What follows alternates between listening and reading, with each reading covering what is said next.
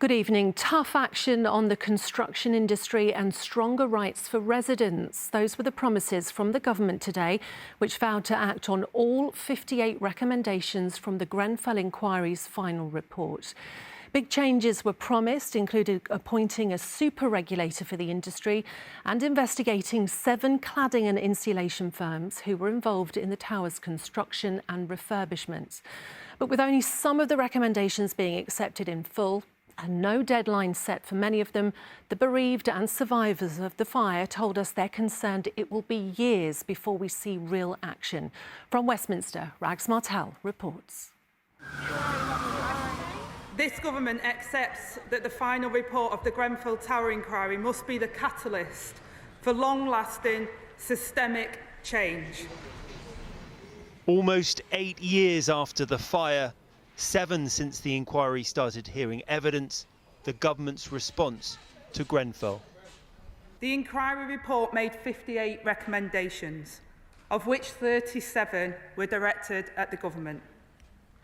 The government accepts the findings of the report and will take forward all the recommendations. Last September, the Grenfell Inquiry made 58 recommendations in its final report. This afternoon, the government accepted 49 of them in full, and the remaining 9 in principle, with caveats and further considerations. Today's big Grenfell announcement, the creation of a single construction regulator overseeing the safety of materials like cladding. But this will be a privatised company, which goes against the very first recommendation made by the inquiry. Grenfell United has always campaigned that that process needs to be brought back in-house and be done by a government body. And to read that that's not going to happen is baffling, really. I can't. I mean, we haven't had a chance to go into the detail, but you know, that's recommendation 1, and that's what we've been confronted with. Angela Rayner also named and shamed 7 companies she said put profits before people at Grenfell. They'll now be investigated by the government and could be barred from future building contracts.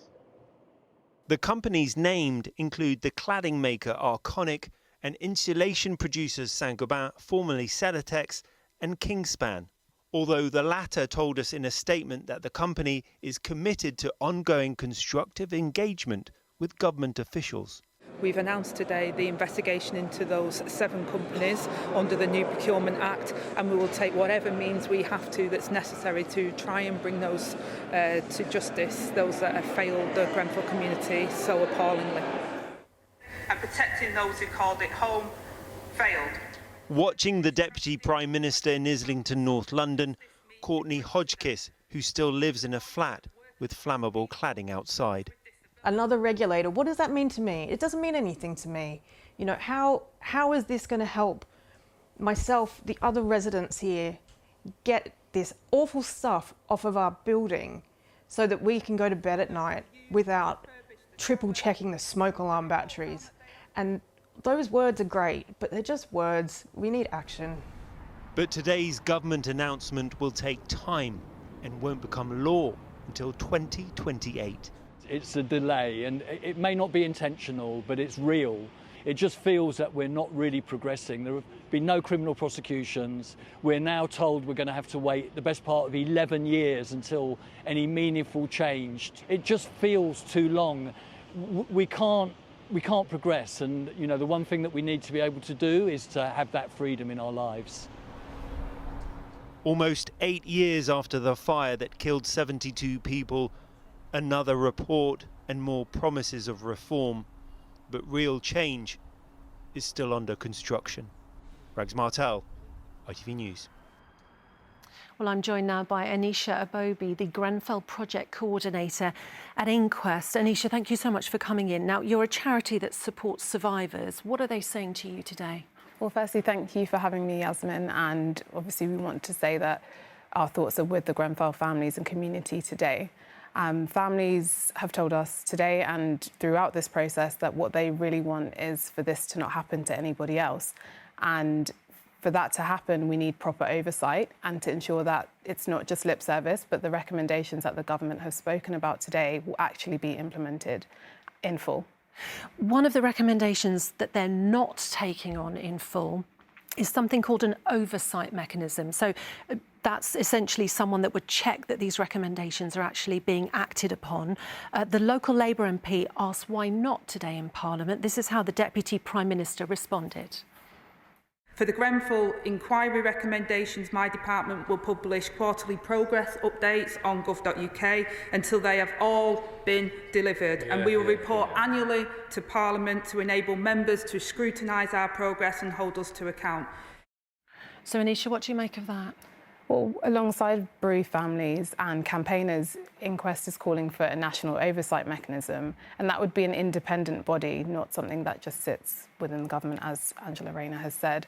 And we think that's really important, for example, where recommendations are accepted but nothing actually happens, or there's a really long delay.